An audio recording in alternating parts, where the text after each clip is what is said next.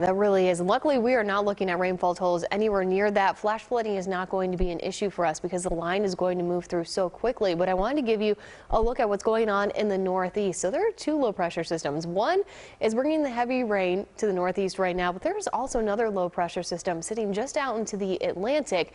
And these two are going to combine as we move through the day today. And that's what's going to produce that nor'easter and continue the heavy rain and very strong winds throughout the northeast, even heading into Wednesday afternoon. Now we're going to see energy from that bomb cyclone that brought the 17 inches of rain into parts of California. This is it right now, moving through the four corners. You can see the rain and snow associated with it. That's going to continue to shift off to the east, moving throughout the day today. But we do have quite a bit of dry time before that line gets here. So we are looking at a lot of cloud cover throughout the daylight hours, some strong southerly winds gusting to 30 miles an hour. If you had any errands to run, doing it during the day, you're not going to run into the severe weather. When you really need to be weather aware is heading into the overnight. So this is a look at midnight. We're starting to see those storms developing out west, and then they're going to continue to shift eastward. So about 3 to 6 a.m. is when we're looking at these storms shifting right through the metroplex.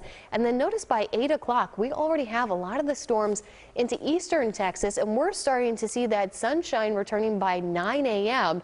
Winds will be shifting out of the northwest, drawing in cooler and drier air, so our dew points are really going to plummet over the next couple of days. But we do have that potential for severe weather. That's why we have this slight risk for the DFW area, and then even an enhanced risk off to the west of 35. That's where we're going to see those storms initiating, and that's when we have the greatest potential of seeing some large hail or an isolated tornado.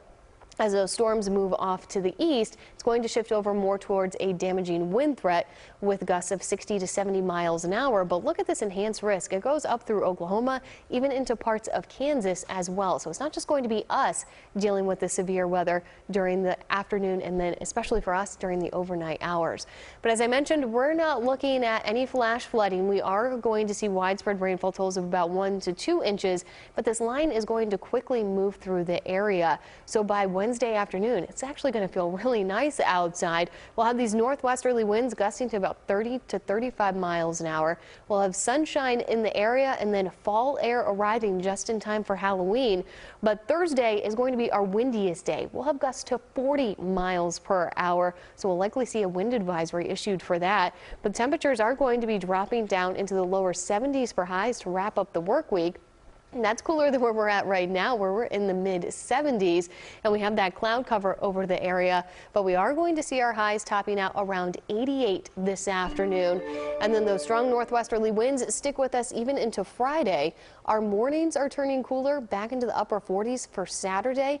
And then we have very nice conditions on Sunday for Halloween, with our next front set to arrive early next week. Karen.